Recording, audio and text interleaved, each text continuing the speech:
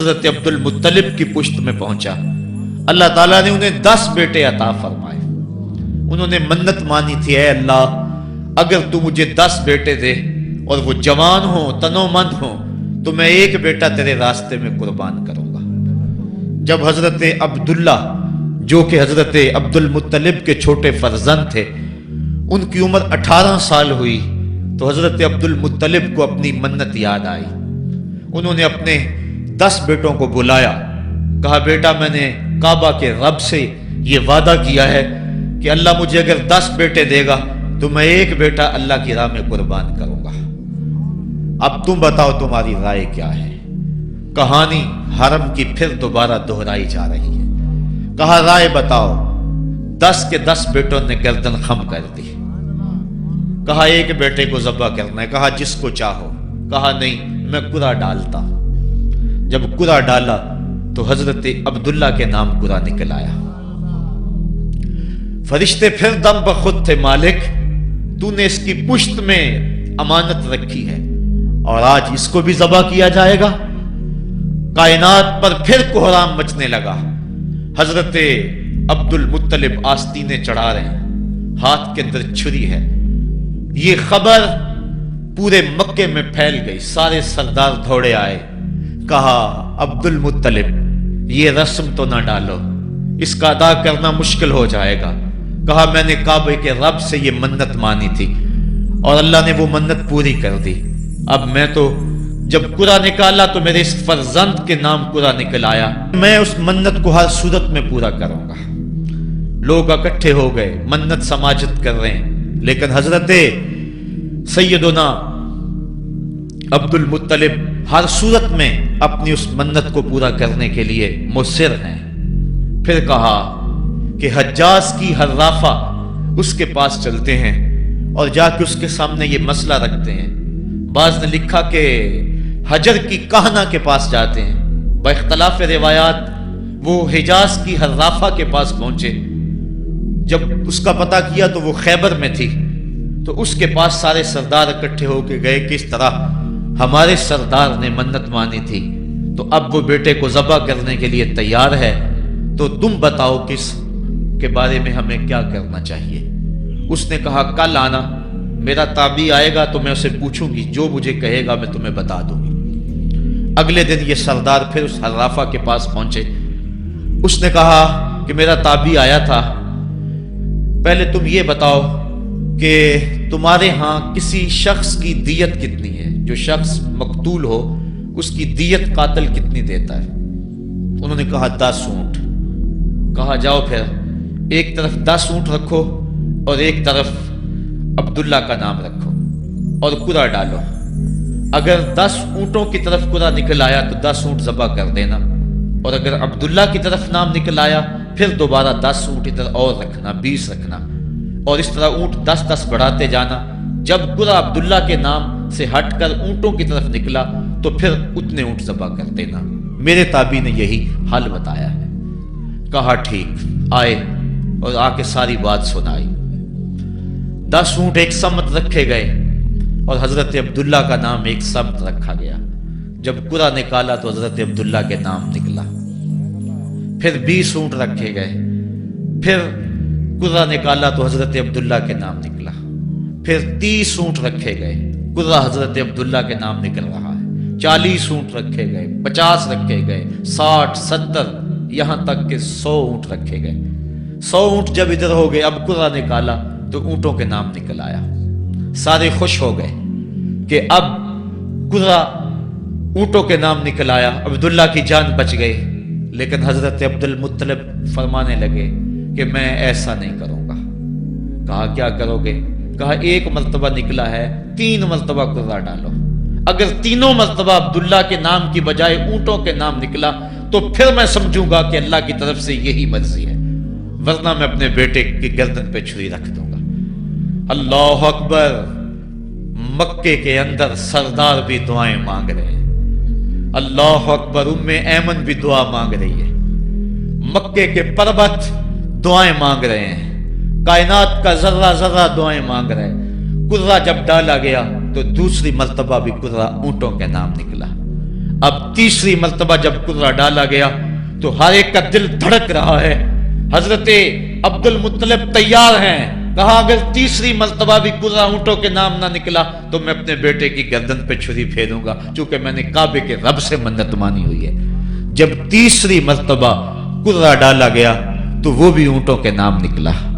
100 اونٹ ذبح کر دیے گئے. حضرت عبداللہ جو کہ حضور کی امانت کے امانت دار تھے، ان کی زندگی محفوظ ہوئی. حضور علیہ السلام فرمایا کرتے تھے آنا ابن الذبیحین، لوگوں میں 2 ذبیحوں کا بیٹا ہوں. ایک ذبیح اسماعیل علیہ السلام ہے اور ایک ذبیح میرے والد حضرت عبداللہ رضی اللہ تعالیٰ عنہ. جلدی سے حضرت عبداللہ کی شادی کی گئی.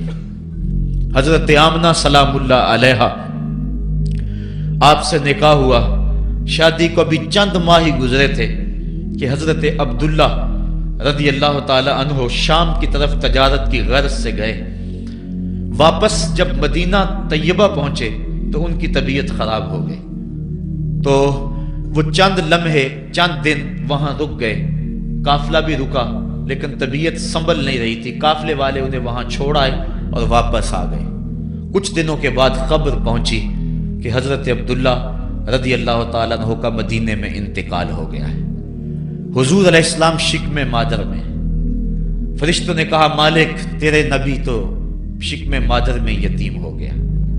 اے اللہ تیرا نبی تو شکم مادر میں یتیم ہو گیا. آواز آئی آنا حافظہ و آنا ناصرہ و آنا کافلہ، تم کیوں پریشان ہوتے ہو؟ میں اس کی حفاظت بھی کروں گا، اس کی مدد بھی کروں گا، اس کی کفالت بھی کروں گا. حضرت آمنہ سلام اللہ علیہا کے دل میں یہ خیال تھا کہ میں اپنے شوہر نامدار جس کے چہرے کو ابھی میں نے جی بھر کے دیکھا بھی نہیں تھا اس کی قبر پہ جاؤں. لیکن جو امانت تھی اس امانت کے تقاضے ان کو اس سفر سے روکتے رہے. حتیٰ کہ حضور کی ولادت ہوئی. آقا کریم کی عمر جب 6 سال ہوئی تو اب ان کے دل میں یہ جذبے اور یہ احساس اجاگر ہوا اور یہ جذبہ بڑھ گیا کہ میں جاؤں اور اپنے شوہر نامدار کی قبر پہ حاضر ہوں. حضرت آمنہ سلام اللہ علیہا آپ اپنے نونہال فرزند کو لے کر ام ایمن جو کہ حضرت عبداللہ کی کنیز تھیں ان کو لے کر آپ پہنچے مدینہ المنورہ. کچھ عرصہ گزارا. اللہ کے محبوب علیہ السلام کو کسی یہودی نے دیکھا تو اس نے یہ خبر گرم کر دی کہ وہ جو موعود نبی ہے جس کا وعدہ ہماری سابقہ کتابوں میں ہے وہ یہی ہے. لوگ جوق در جوق دیکھنے آنے لگے. تو حضرت آمنہ پریشان ہوئی اور جلدی سے وہ مکے کی طرف عازم سفر ہوئی. ابھی مکے سے 150 کلومیٹر کا فاصلہ باقی تھا کہ ابوا کے مقام پر حضرت آمنہ سلام اللہ علیہا کو سخت بخار ہو گیا اور حضرت آمنہ سمجھی کہ یہ میرا بخار جان لیوا ثابت ہوگا. تو انہوں نے ام ایمن کو بلایا. کہا لگتا ہے کہ یہ بخار میری موت کا باعث بنے گا. میں تمہیں وصیت کرتی ہوں کہ میرے بیٹے کو بحفاظت امیر قریش عبد المطلب تک پہنچا دینا. اور اس کے بعد حضور کو حضرت آمنہ نے بلایا، اپنے سامنے بٹھایا، سر پہ ہاتھ رکھا. حضرت آمنہ حضور سے کچھ باتیں کرنا چاہ رہی تھی. وادی ابوا کے اندر یہ منظر بڑا دلگداز تھا. حضرت آمنہ نے اب حضور کے سر پہ ہاتھ رکھا اور روتے ہوئے کہا، آنکھیں چھلکنے لگی. کہا بیٹا ہر نئی چیز نے پرانی ہو جانا ہے اور ہر باقی نے فنا ہو جانا ہے. میں بھی جا رہی ہوں وذکر باک و ولد تو تہرا، لیکن سنو میرا ذکر نہیں مٹے گا. میں تیرے جیسا پاکیزہ بیٹا چھوڑ کے جا رہی ہوں. یہ آخری لفظ تھے حضرت آمنہ سلام اللہ علیہا کے. اس کے بعد حضرت آمنہ سلام اللہ علیہا آخری ہچکی لی اور حضور سے ماں بھی جدا ہو گئی. آقا کریم علیہ السلام نے اپنی والدہ کو وہاں دفن کیا ام ایمن کے ساتھ مل کے جیسے بھی ہو سکا. وہ کیا کسی نے کہا تھا تجھے کن پھولوں سے ہم کفن دیں، تو جدا ہی ایسے موسموں میں ہوا جب درختوں کے ہاتھ پھولوں سے خالی تھے. آقا کریم کی آنکھیں چھم چھم برس رہی ہیں. حضرت ام ایمن حضور کو اپنے ساتھ چمٹا لیا اور مکہ المکرمہ پہنچ کے حضور کے دادا کے سپرد کیا۔ 2 سال تک وہ حضور علیہ السلام کو اپنی کفالت میں انہوں نے رکھا۔ کعبۃ اللہ کے سائے میں ان کی مسند بچتی تھی، اور ان کے بیٹوں میں سے اور قوم کے کسی فرد کو یہ ہمت نہیں ہوتی تھی کہ اس مسند کے اوپر بیٹھے، دور ہٹ کے بیٹھتے تھے، لیکن حضور جب آتے تو اس مسند کے اوپر چڑھ کے بیٹھ جاتے۔ حضور کے چچا اور حضور کے دیگر عزیز و اقارب کہتے کہ بیٹا نہ چڑھو، تو حضرت عبد المطلب کہتے رہنے دو، یہ بڑی شان والا بیٹا ہے۔ ان سے محبت کرتے، ان کو اپنے ساتھ سلاتے۔ 8 سال کی حضور کی عمر ہوئی کہ امیر قریش کا بھی انتقال ہو گیا۔ ابن حشام نے لکھا ہے کہ جب امیر قریش کا انتقال ہوا تو سوگ میں مکے کے بازار بند ہو گئے، پورا شہر جنازے میں امٹ آیا، لیکن 8 سال کا بچہ تھا، بلک بلک کے رو رہا تھا۔ آج وہ سایہ بھی اٹھ گیا۔ پھر چچا کی کفالت میں گئے، اور انہوں نے جس انداز سے کفالت کی اور محبتوں کا ثبوت دیا وہ الفتوں کی ایک لمبی داستان ہے۔ 40 سال کی عمر ہوئی تو اللہ تعالیٰ نے حضور علیہ السلام کو نبوت کی ذمہ داریوں کے اعلان اور لوگوں تک پیغام حق کے ابلاغ کا حکم دیا۔ آقا کریم علیہ السلام جب پیغام حق لے کر میدان میں آئے تو گلی کوچوں اور بازاروں کے اندر مخالفتیں، نکتہ چینیاں، ناموافق حالات کے جکڑ اور مخالفتوں کی آندیاں چلنے لگیں۔ ابھی آپ سن رہے تھے کہ حضرت بلال حبشی کے ساتھ کیا سلوک کیا جاتا رہا، کس انداز کے ساتھ ان کے سینے پہ پتھر رکھ دیا جاتا۔ حضرت خباب بن ارد کے ساتھ کون سا سلوک کیا جاتا رہا، کون کون سے دکھ تھے جو روانہ رکھے گئے۔ حضرت زنیرہ ان کے گلے کے اندر کوڑا ڈال کر کوڑے کی رسی کو تاؤ دیے گئے، یہاں تک کہ ان کی آنکھیں باہر آ گئیں اور آنکھوں کی روشنی جاتی رہی۔ ابو جہل بولا اب بلانا اپنے محمد کو جو تیری آنکھوں کی روشنی کو واپس کرے۔ زنیرہ نے ہاتھ پھیلا لیے اور کہا عرش کے رب، میں ان آنکھوں کا نور کیا میرے بدن کے ٹکڑے ٹکڑے ہو جاتے، کبھی بھی تیرے سے زندگی نہ مانگتی، لیکن اب تیرے نبی کی عزت کا سوال ہے، میری آنکھوں کی روشنی واپس کر دے۔ روایات میں آتا ہے کہ اللہ نے حضرت زنیرہ کی آنکھوں کی روشنی واپس کر دی۔ تکلیفیں آئیں، دکھ آئے۔ مکے کے چوک کے اندر حضرت سمیہ کو نیزہ مار کر ابو جہل نے شہید کیا۔ یہ اسلام کی پہلی شہیدہ تھی جن کا خون مکے کے ریگزار کے اندر گرا۔ حضرت یاسر کو شہید کیا گیا۔ یہ حضرت عمار ابن یاسر کے والد تھے اور سمیہ حضرت عمار ابن یاسر کی والدہ ماجدہ تھی۔ حضرت عمار ابن یاسر کو تختہ سیتم پہ رکھا گیا اور انہیں کوڑوں سے ان کی تواضع کی گئی۔ آقا کریم آئے، عمار ابن یاسر دکھوں اور اذیتوں میں سے 2-4 تھے۔ آقا کریم نے سر پہ ہاتھ رکھا اور کہا صبرن آل یاسر، صبرن آل یاسر ان موعدکم الجنہ۔ کہا آل یاسر صبر کرو، آل یاسر صبر کرو، میں تمہیں جنت کا وعدہ دیتا ہوں۔ تکلیفیں آئیں، دکھ سہے۔ اس راستے کے اندر مکے کی گلیوں میں حضور کے ساتھ جو سلوک ہوا کون بھول سکتا ہے۔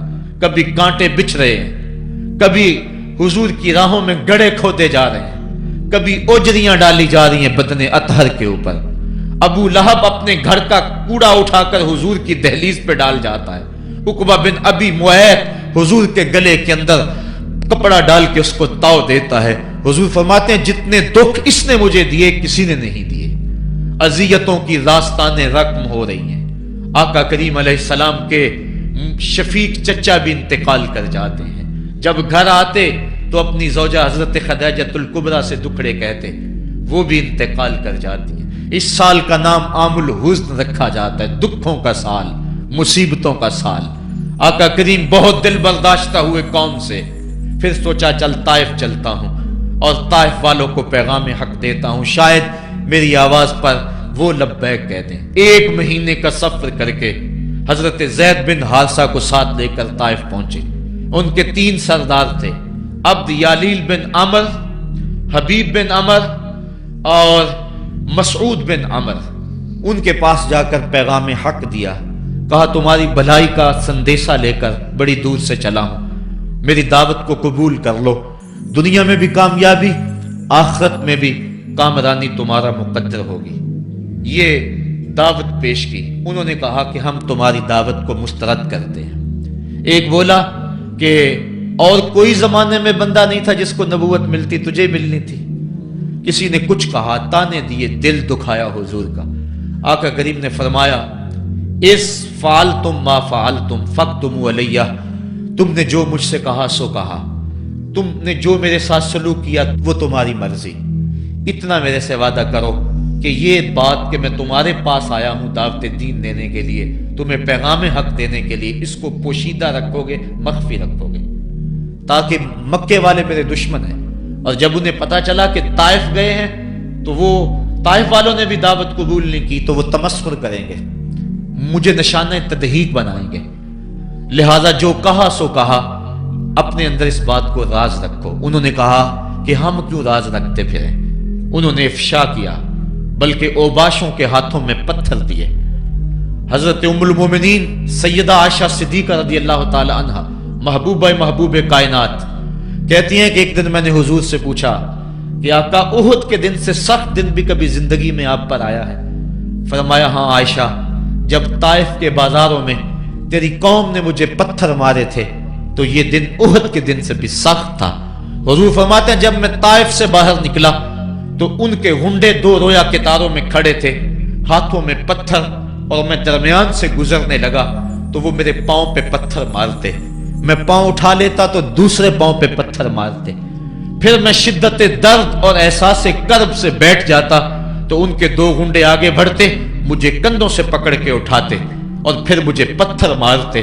फरमाया, है आयशा, ये दिन उहुद के दिन से भी सख्त था जब तेरी कौम ने ताइफ के बाजारों में मुझे पत्थर मारे।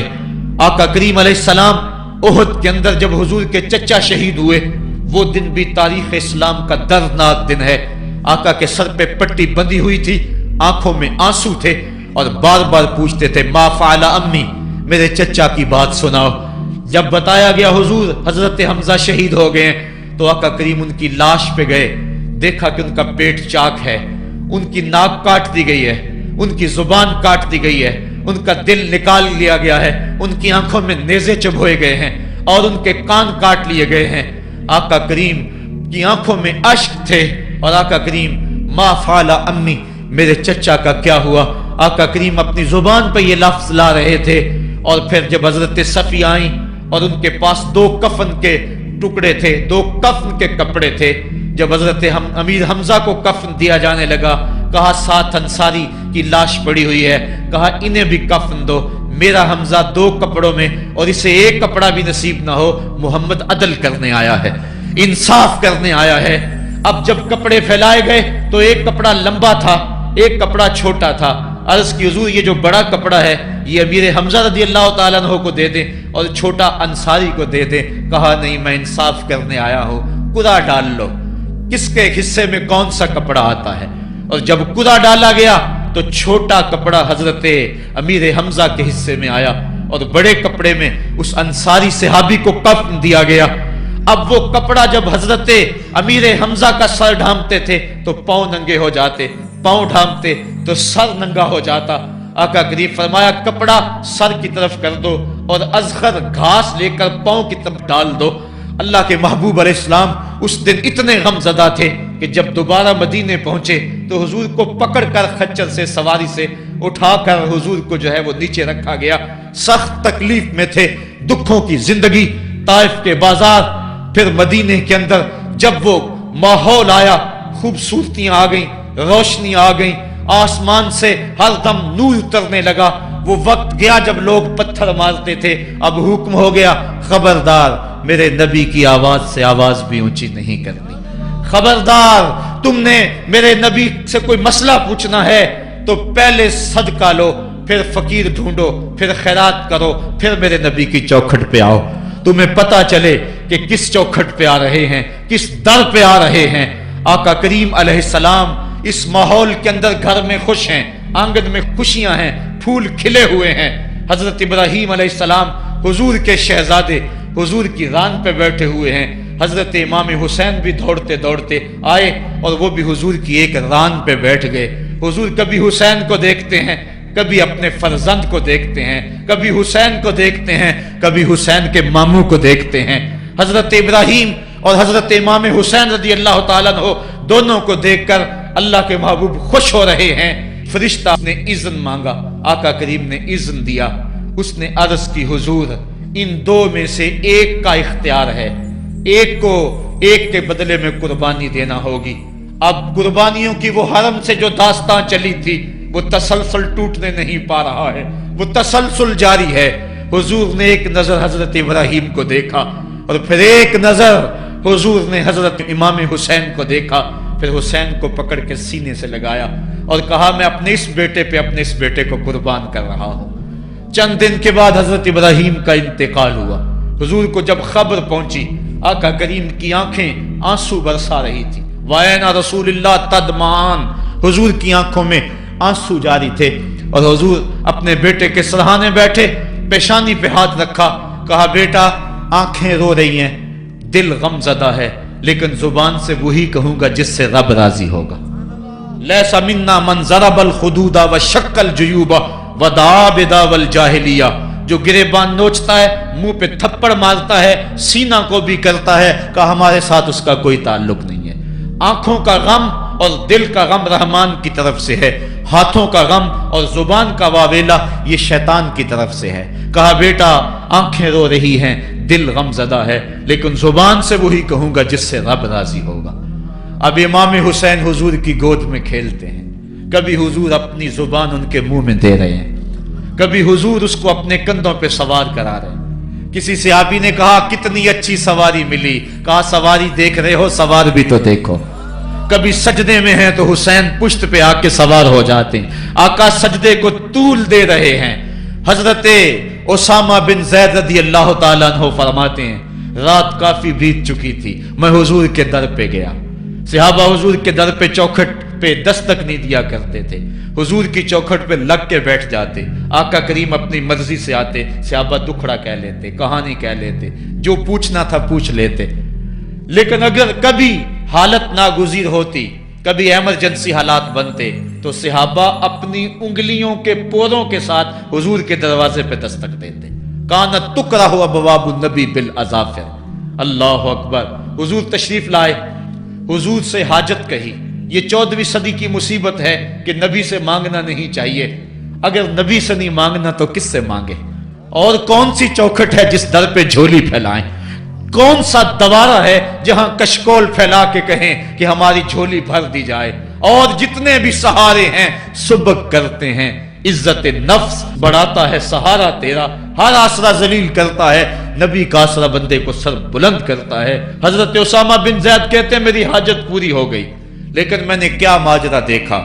جب حضور گفتگو کر رہے ہیں، دوران گفتگو اللہ کے محبوب کمبل اوڑھ کے یوں ہی آ گئے تھے، حضور کے دائیں بائیں سے حرکت کا احساس ہوتا ہے جس طرح اندر کوئی چیز ہے۔ میری حاجت پوری ہوئی تو مجھ سے نہ رہا گیا، میں نے پوچھ لیا، میں نے کہا بندہ نواز یہ کیا ماجرا؟ آپ کمبل اوڑھا ہوا ہے اور اندر سے کسی کی حرکت کا احساس ہے۔ فکشفہ، حضور نے کمبل کو کھول دیا۔ فائز الحسن والحسین علی وارکیہ، تو ایک پہلو سے امام حسن لپٹے ہوئے تھے، ایک سے امام حسین لپٹے ہوئے تھے۔ کہا یہ میرے بیٹے ہیں، یہ میری بیٹی کے بیٹے ہیں، اے اللہ میں ان سے پیار کرتا ہوں، تو بھی ان سے پیار کر، اور جو ان سے پیار کرے میرے مالک تو اس سے بھی پیار کر۔ اور ایک دن فرمایا حسین منی وانا من الحسین، لوگو حسین مجھ سے ہے اور میں حسین سے ہوں۔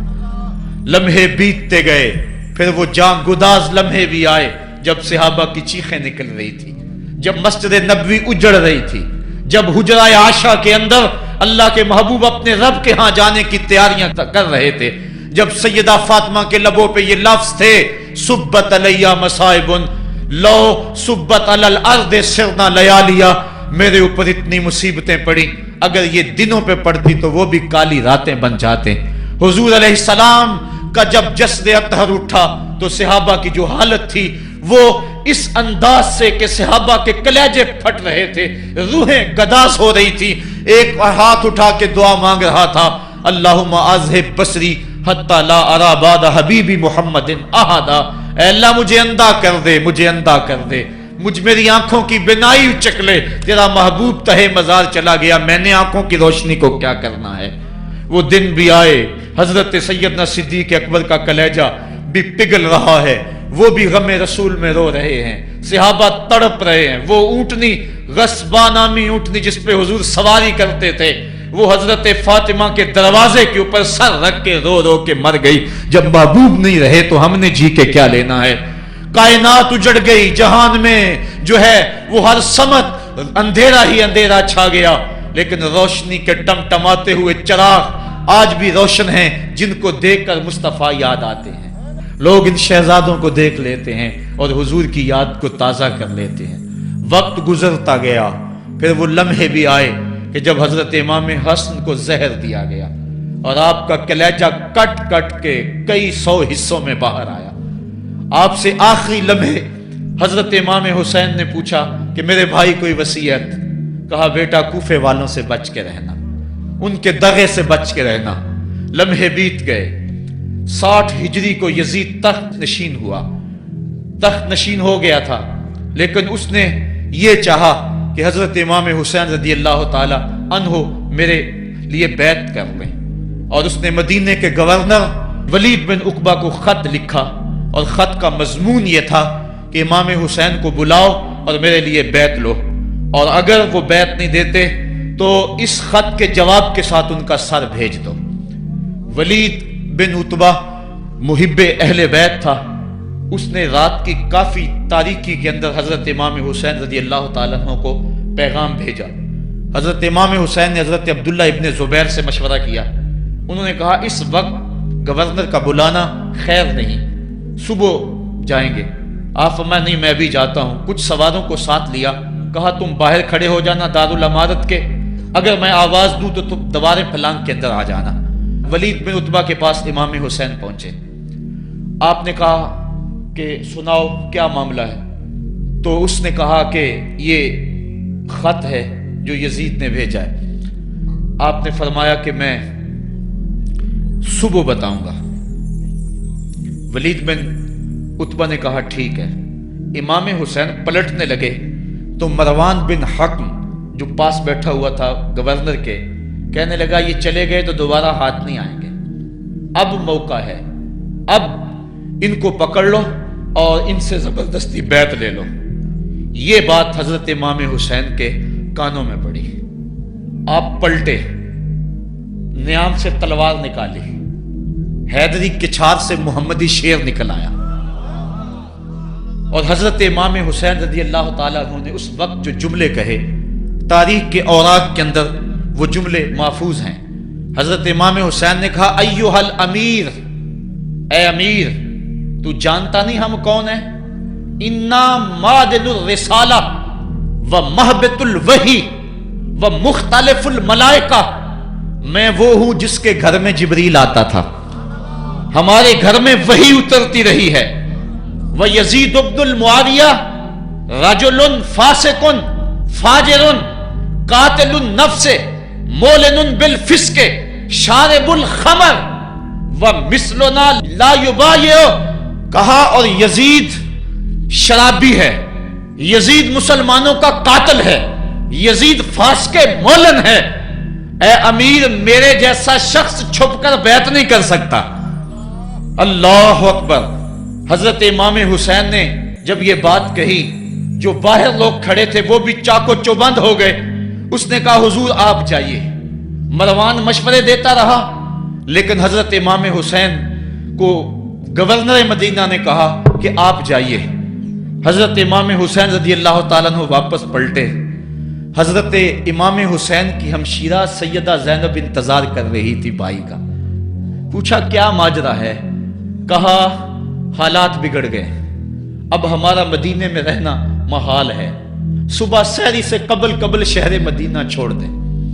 اللہ اکبر، ورنہ ہمارے خون سے نبی کا حرم لالا زار بنے گا۔ حضرت امام حمام رضی اللہ تعالیٰ عنہ نے اہل بیت کی مشاورت سے یہ فیصلہ کر لیا۔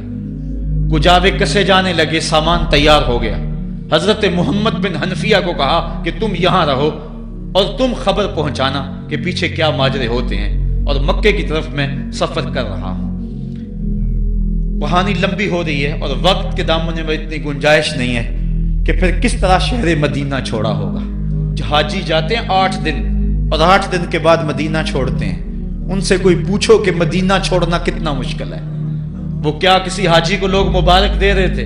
اس نے کہا تھا مبارک دے رہے ہو دوستو حج و زیارت کی، میرا غم بھی تو دیکھو، میں مدینہ چھوڑ آیا ہوں. جو 8 دن مدینہ رہتا ہے اس سے مدینہ چھوڑا نہیں جاتا جس کی ولادت مدینے میں ہوئی.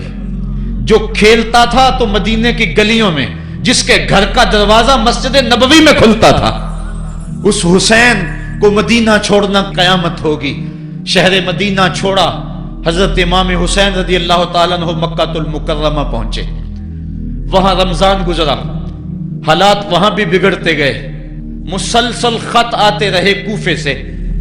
کہانی طویل ہے. 8 ذو الحج کو حضرت امام حسین رضی اللہ تعالی عنہ کوفے کی طرف عازم سفر ہوئے. حضرت عبداللہ ابن عمر، عبداللہ ابن عباس رضی اللہ تعالی عنہما اور دیگر صحابی ہاتھ جوڑ کے کھڑے ہو گئے. بلکہ حضرت عبداللہ ابن عباس نے تو یہاں تک کہہ دیا کہ میں دیکھ رہا ہوں کہ وہاں تمہیں شہید کیا جائے گا، آپ اگر ضرور جاتے ہیں تو ان بچوں کو چھوڑ دیں. حضرت امام حسین فرماتے میرے غم گسارو، میرے پیارو، مجھ کو نہ روکو، مجھ کو جانے دو، مجھے نانے کے دی کی ڈوبتی کشتی بچانے دو. میں جاتا ہوں کہ دنیا پر وفا کا نام رہ جائے، میں رہوں نہ رہوں پر عظمت اسلام رہ جائے. میں نہیں جاتا تو نبی کے گھر کی آن جاتی ہے. لوگوں تمہارا دین جاتا ہے، میری غیرت ایمان جاتی ہے. کہا مجھے جانا ہوگا. 8 ذو الحج کو لوگ کعبہ کی طرف آ رہے ہیں اور کعبہ دلہن کی طرح سنورا ہوا ہے. طواف کرنے والوں کا جھرمٹ ہے. حاجی حج کرنے آ رہے ہیں، لیکن حضرت امام حمام کسی اور حج کی تیاری کر رہے ہیں. کسی نے کہا حج تو کر جائیں، اتنی مرتبہ مدینے سے پیدل چل کے آئے اور آج تو مکہ المکرمہ میں موجود ہے. کہا پیچھے ہٹو، جو حج میں کرنے جا رہا ہوں وہ نوکھا ہوگا، وہ نرالا ہوگا. تم بھی طواف کرو گے، میں بھی طواف کروں گا. تم طواف کعبۃ اللہ کا کرو گے اور میں خیموں کا طواف کروں گا. ایک حج تمہارا ہے، ایک حج میرا ہے. تم بوسے لوگے کس کے حجر اسود کے؟ میں اپنے فرزند کا منہ چوموں گا. لوگوں ایک طواف تمہارا ہوگا، ایک طواف میرا ہوگا. تم آب زمزم پیو گے، میں پیاسا رہوں گا. اور تم کبھی صفا پہ کبھی مروہ پہ دوڑو گے، میں کبھی علی اکبر کی لاش اٹھانے جاؤں گا، کبھی میں قاسم کی لاش اٹھانے جاؤں گا، کبھی اون محمد کے تڑپتے ہوئے لاشوں کو اٹھانے جاؤں گا. لوگوں ایک حج تمہارا بھی ہے، ایک حج میرا بھی ہے. جب تم حج کر لو گے تمہاری سائی مکمل ہو جائے گی تو تم سر مڈا کے احرام کھول دو گے، اور جب میری سائی مکمل ہو جائے گی تو میں سر کٹا کے احرام کھول دوں گا. تم سفید احرام پہنو گے، میں سرخ احرام پہنوں گا. اور وہ حج قیامت تک کے آنے والے حجوں کی آبرو ہوگا. حسین اگر نہ شہید ہوتا تو آج گھر گھر یزید ہوتا. اسلام کی عظمت عیاں نہ ہوتی، خدا کے گھر میں اذان نہ ہوتی. بار الہ نوحہ سناتا پھرتا، تا روز جزا اشک بہاتا پھرتا. امداد نہ کرتے اگر کربلا میں حسین، اسلام تیرا ٹھوکریں کھاتا پھرتا. کربلا کی تپتی ہوئی ریگزار میں حضرت امام حسین نے جبر و ظلم کے خلاف جس قوت سے کھڑے ہو کر عظیمت کی داستان رقم کی. 10 محرم کا دن تھا، جمعے کا یوم سعید تھا. بھیچ کربلا کے میدان میں دوپہر کے وقت جب نبی کا خاندان اجڑ رہا تھا، ایک ایک کلی اس چمن کی کٹ رہی تھی. 72 افراد 22,000 کے لشکر جرار کے مقابلے میں کھڑے تھے. وہ یزید جس نے اس کے علاوہ بھی بڑے جرم کیے، جس نے جو ہے وہ 1700 صحابہ کو مکہ المکرمہ میں شہید کیا، جس نے 700 حفاظ کرام کو شہید کیا، جس نے حضرت ابو سعید خضری کی داڑھی نوچ لی، جس نے مدینے کے اندر مسجد نبوی کے اندر گھوڑے باندھے، جس نے جو ہے وہ 3 دن تک مسجد نبوی کے اندر اذان نہ ہونے دی، وہ یزید آج کربلا کے تپتے ہوئے ریگزار کے اندر آل رسول کے ساتھ ظلم کی وہ داستان رقم کر رہا تھا کہ قیامت تک آنسو سسکیاں نہیں تھمنے پائیں گی. یزید مر گیا اس کا نام مٹ گیا، اس کا تشخص مٹ گیا، لیکن حسین کا نام آج بھی زندہ ہے، اس کا پیغام آج بھی زندہ ہے۔ یہ ہزاروں کا مجمع، یہ امٹتے ہوئے محبتوں کے جذبات، یہ آنکھوں کا آنسوؤں کا خراج دینا، کیا یہ حسین ابن علی کی زندگی کی دلیل نہیں ہے؟ کون ہے جو یزید کا نام لیتا ہو؟ آج اگر کوئی یزید کا نام لیتا بھی ہے تو سر جھکا کے لیتا ہے۔ میں کہتا ہوں کیسا تمہارا لیڈر ہے جس کا نام لینے سے قبل شرمندہ ہوتے ہو، جس کا نام لیتے ہوئے شرمندہ ہوتے ہو، جس کا نام لینے کے بعد پسینہ پسینہ ہوتے ہو۔ تم اپنے قائد اور لیڈر کا نام لیتے جھجکتے ہو، گردن جھکا کے دائیں بائیں دیکھ کے نام لیتے ہو، اور جب ہم نام اپنے آقا کا لیتے ہیں سر اٹھا کے لیتے ہیں۔ اے حسین ابن علی تم پر سلام۔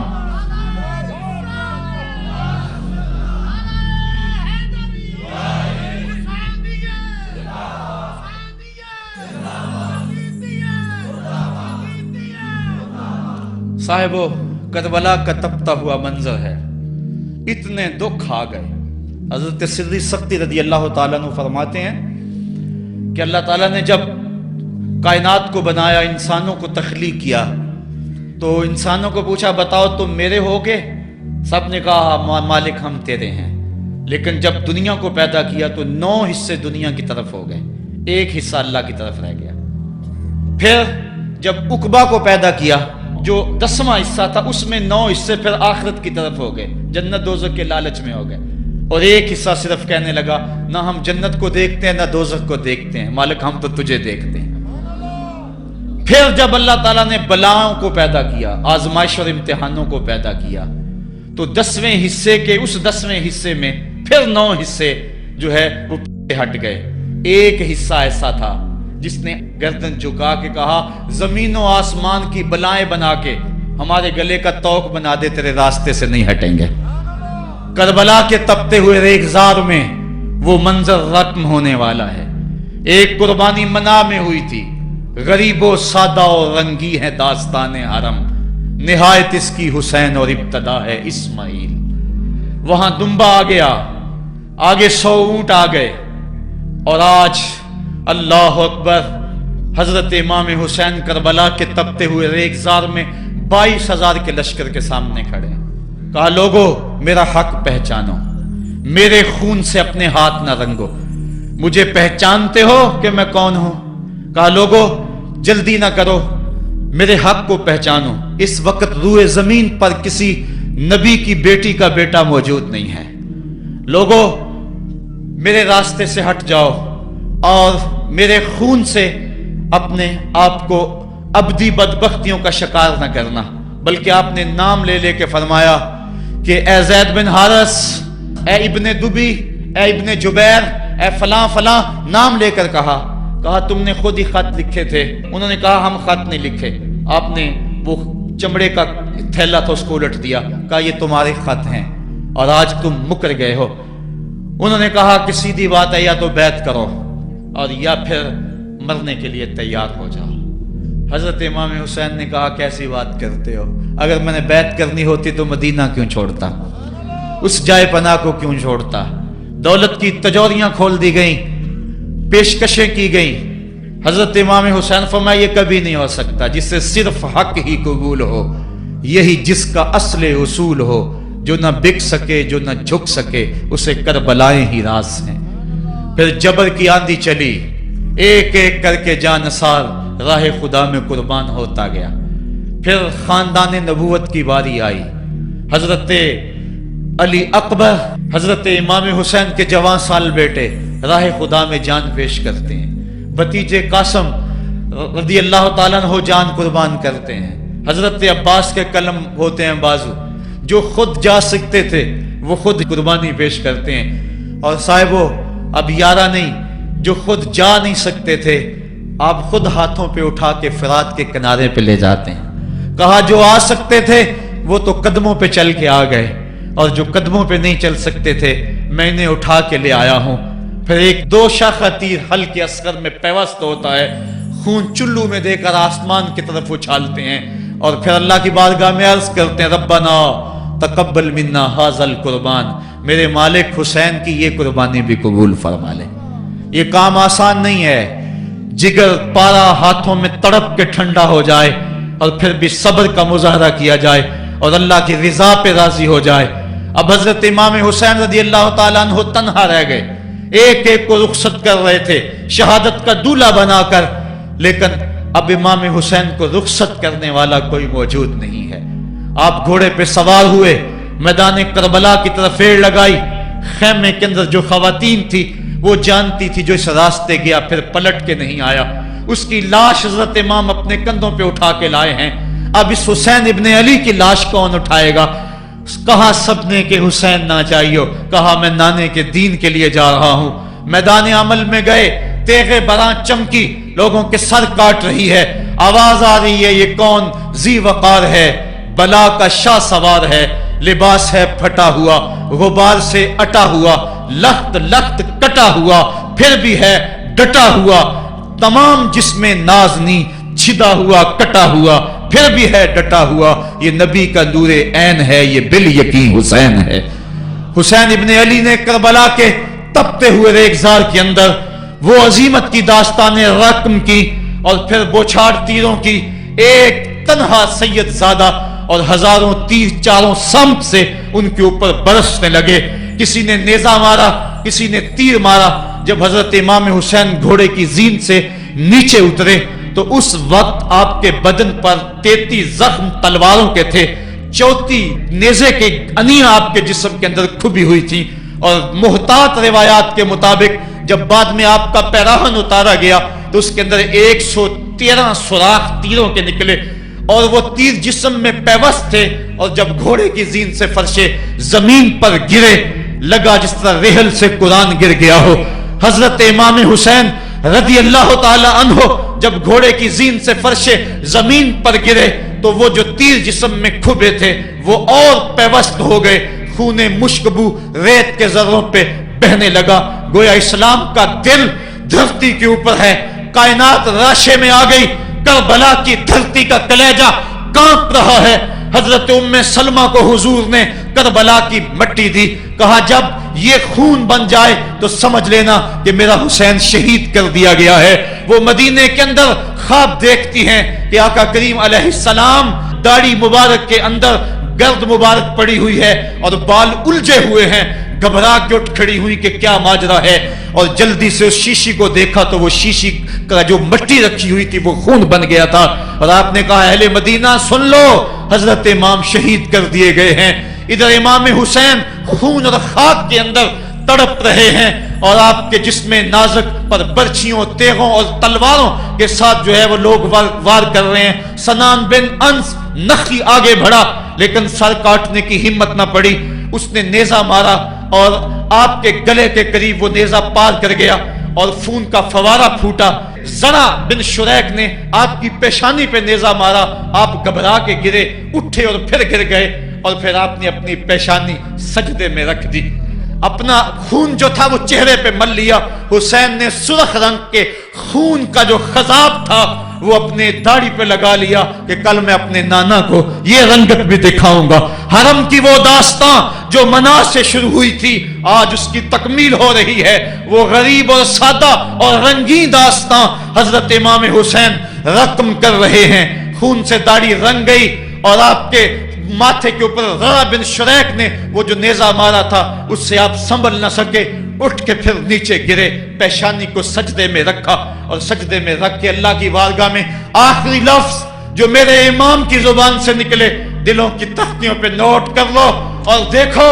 अल्लाह ताला के बंदे हजरत खलील ने दुआ मांगी थी, ऐ मेरे मालिक, ऐ मेरे मालिक, मैं इस जगह पे अपनी ज़ुर्रियत औलाद को छोड़ के आबाद करके जा रहा हूँ और दुआ करता हूं कि वो नमाज को कायम रखें। आज उस दुआ की तकमील का मंजर लोगों के सामने है कि 113 तीर जिस्म में खुबे, 34 तलवारों के घाव और वो भी रावी कहते हैं कि एक एक घाव में कितनी कितनी तलवारों के जख्म थे और नेजे की अनियां जिस्म में खुबी हुई थी। आपके कलेजे के अंदर नेजे की अनी को तोड़ दिया गया था। इस मौके पे हजरत इमाम हुसैन रज़ी अल्लाह ताला अन्हु ने अपने आप को संभाल के पेशानी को रेत के ऊपर रखा और अल्लाह की बारगाह में आखिरी लफ्ज हजरत इमाम हुसैन के लबों पे जो मचले खून निकल रहा था اور خولي بن یزید آگے بڑھ کے سر انور کو جدا کرنے کی تیاریاں کر رہا تھا. سنان بن انس آگے بڑھا لیکن کپ کپا کے پیچھے ہو گیا. خولي بن یزید آگے بڑھا, وہ بھی پیچھے ہو گیا. پھر شمر آیا اور شمر آپ کے جسم نازک کے اوپر بیٹھ گیا. حضرت امام حسین نے جب دیکھا تو اس کے بدن کے اوپر برس کے پھل بیری کے نشان تھے. تو حضرت امام حسین کی زبان سے نکلا, صدق اللہ و صدق رسول اللہ, میرے آقا میرے اللہ نے سچ کہا. اس نے کہا کیا سچ کہا؟ کہا ایک دن میں حضور کی خدمت میں حاضر تھا تو حضور نے فرمایا تھا میں دیکھ رہا ہوں ایک چتکبرا کتا میری اولاد کے خون میں منہ مار رہا ہے. آج میں دیکھ رہا ہوں کہ مصطفیٰ کریم کا وہ فرمان جو ہے وہ پورا ہو رہا ہے. وہ غصے میں آیا. امام جلدی اپنی پیشانی سجدے میں رکھی اور اللہ کی بارگاہ میں امام کے آخری لفظ تھے, اللہم رضن بقضائک وصبرن علی بلائک تسلیما لامرک سبحان ربی الاعلی سبحان ربی الاعلی سبحان ربی الاعلی. مالک بھائی بیٹے بھتیجے بھانجے جانثار آیان و انصار سب کچھ لٹا کے عباس کے بازو کٹا کے, جو جا سکتے تھے انہیں بھیج کے, جو جا نہیں سکتے تھے خود اٹھا کے لے جا کر کے عباس کے بازو قلم کروا کے یہ خیمے کے اندر بچیاں یتیم ہو گئی ہیں, سہاگ اجڑ گئے ہیں.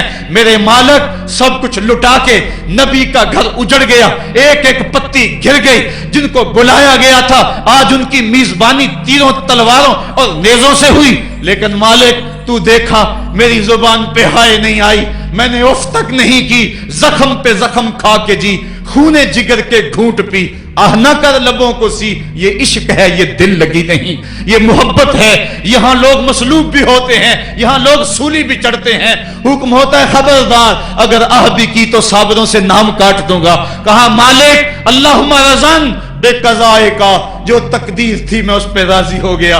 وصبرن علی بلائے کا, مالک تو نے دیکھا میں نے صبر بھی کیا.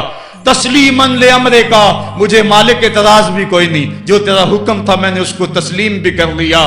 سبحان ربی الاعلی, مالک تو بڑا ہے, تو بڑا ہے. حسین سب کچھ لٹا کے, بچے کٹا کے, بازو کٹا کے, گھر اجاڑ کے مالک تیری بارگاہ میں حاضر ہو رہا ہے, اور اتنا کچھ کرنے کے باوجود بھی تیرے پہ راضی ہے. میرے مالک تو بھی بتا, تو بھی حسین پہ راضی ہوا ہے یا کہ نہیں ہوا ہے؟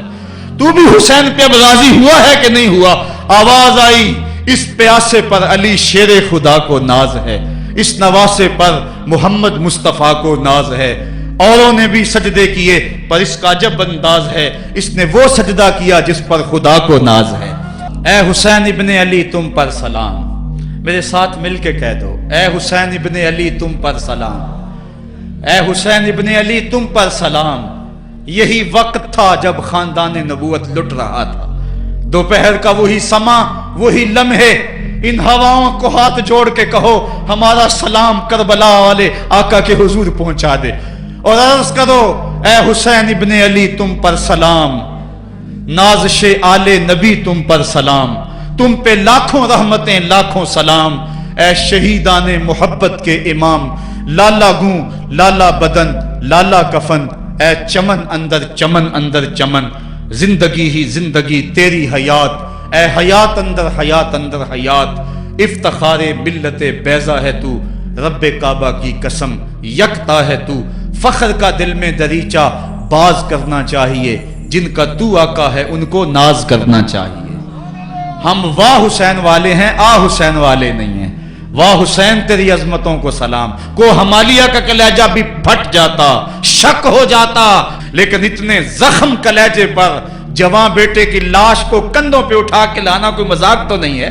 حضرت امام حسین نے جبر کے خلاف کھڑے ہو کر قیامت تک کے لیے راہ عمل چھوڑا.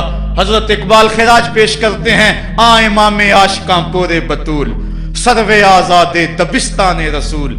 اللہ اللہ بائے بسم اللہ پدر, مانائے ذبح عظیم آیت بسر. سرخ رو عشق غیور از سونہو, شوخی این مصرع از مضمونہو.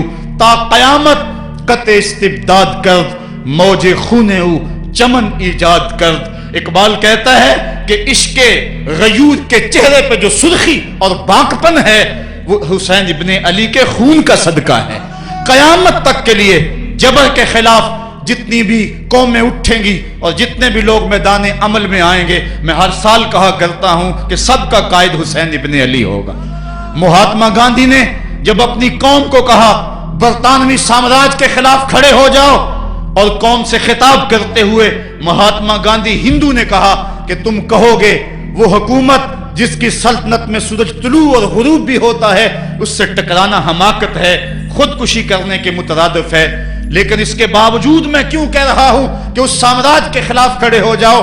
महात्मा गांधी ने कहा था इसलिए कि मेरे सामने हुसैन इब्ने अली का किरदार मौजूद है।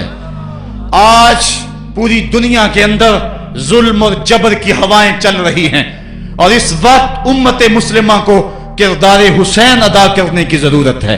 अगर हम नाम हुसैन इब्ने अली का लें और करतूतें और लक्षण सारे यजीद वाले हों, तो ये लफ्ज लफ्ज, हरफ हरफ और कदम कदम हजरत इमाम हम्माम से मुनाफकत है। आओ, अगर मैं नामे हुसैन लेता हूं तो घर भी उजड़ जाए, हक का परचम कभी ना गिरने दूं। मैं और आप इस अज़्म के साथ मैदान अमल में उतरे। इदारतुल मुस्तफा किसी तंजीम का नाम नहीं, ये एक फिक्र का नाम है, एक तहरीक का नाम है, एक मिशन और एक इनकलाब का नाम है। ये रूहों में हलचल पैदा करने के जज्बों का नाम है। ये मुस्तफा करीम के दर पे सलामी देने का नाम है। ये अपना सब कुछ मुस्तफा जाने रहमत पे कुर्बान कर देने का नाम है। आओ, इदारतुल मुस्तफा के प्लेटफॉर्म पे आप मैदान अमल पे निकले। हजरत इमाम हुसैन ने इस्लाम के गिरते हुए परचम को थाम लिया, और जबर की आंधियों के मुकाबले के अंदर भी उस परचम को खम नहीं होने दिया। आज मैं और आप उनका मिशन, उनकी फिक्र लेकर मैदान अमल में निकल आए। कुरान का फरेरा बनाकर, कुरान का परचम ही सीनों में थाम कर, अहले बैत की मोहब्बत अपने सीनों में लेकर मैदान अमल में निकले और कुरान की दावत घर घर दें। और अब रुकना नहीं, अब थमना नहीं, फिरदौस में जाके दम लेना, आफाक के हर हर गोशे में कुरान सुना के दम लेना। अब ये उठने वाले कदम आगे बढ़ते रहें। ये दर्स कुरान का जो काफिला मुल्क के तूलो अर्ज के अंदर रवा दवा है, इसमें एक जोश पैदा हो जाए और इसके अंदर एक इनकलाब पैदा हो जाए। कोई घर ऐसा न रहे, कोई बस्ती ऐसी न रहे, कोई कान ऐसा न रहे जिस कान तक कुरान का नगमा न पहुंचने पाए।